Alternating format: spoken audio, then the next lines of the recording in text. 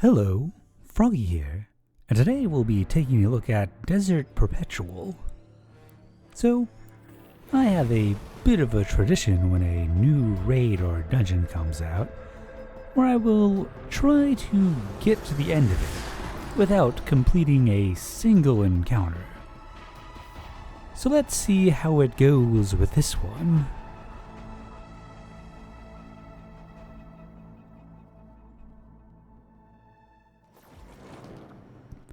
Anyways, the first thing you're going to want to do is start walking forwards. And we're there.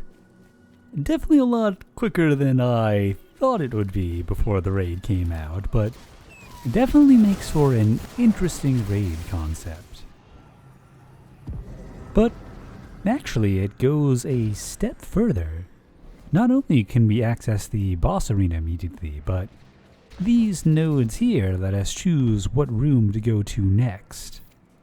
See, they are not active yet, but we can fix that pretty easily by just jumping off the map over here. It also lets you re-choose what you want to do next if you do this. Whee!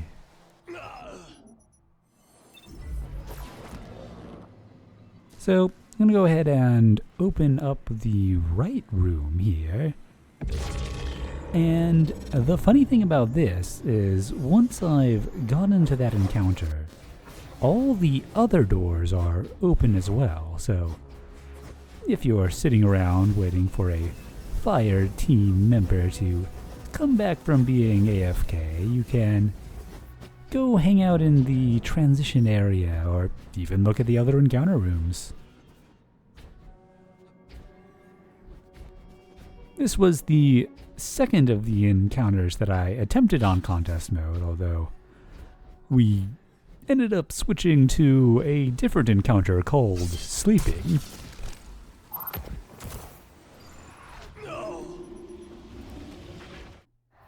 But now with that and access to more ammo, let's go ahead and head on over to the other side, where I spent most of my time in contest.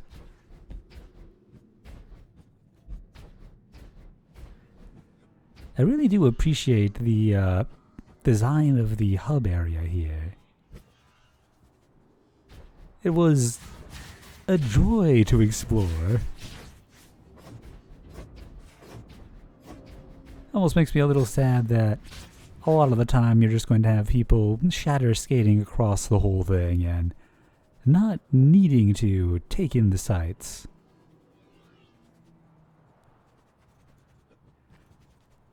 So, for a bit of a change of pace, I'm just going to go through this section normally.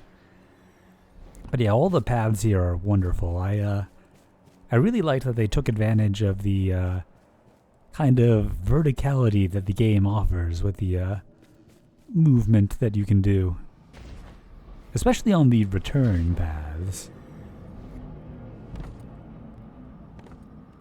I am going to enjoy going through these every time.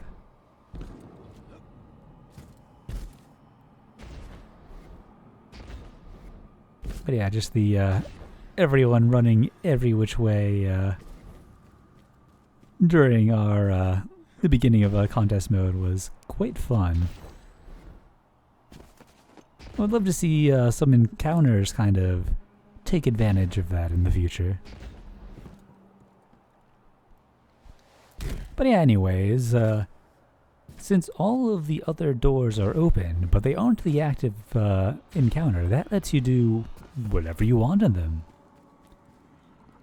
So I'll be checking out a out of map that I found on this side within about 20 seconds of looking. Let's see where the boss would normally be. And we're gonna go ahead and head over to the left room, and you can go right above and out. Might need to use a little grapple point for a minor barrier push. Didn't quite get the right angle there. Probably need the point a little bit higher up. So let's just get rid of that timer. And respawn and set a new grapple point. I think that'll do. Yeah, there we go, right over. So there are turn-back barriers around, but there's also a pretty cool thing over here. Whoops. Kind of fell through the little gap in the floor there.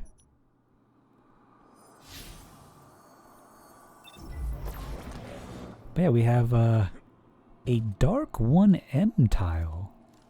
Not sure if I've seen the, like, inverted version of this before, but that's pretty neat.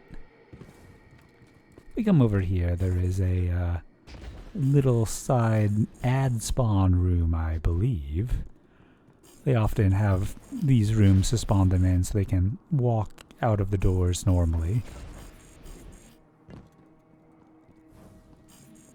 And I think this raid also has inverted turnbacks, which is wild to me because the raid literally lets you go anywhere you want. I'm not really sure why that's necessary, but oh well.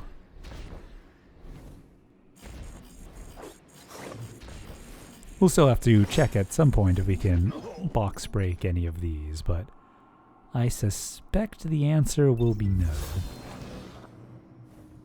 I hope those of you that were able to had fun during contest mode.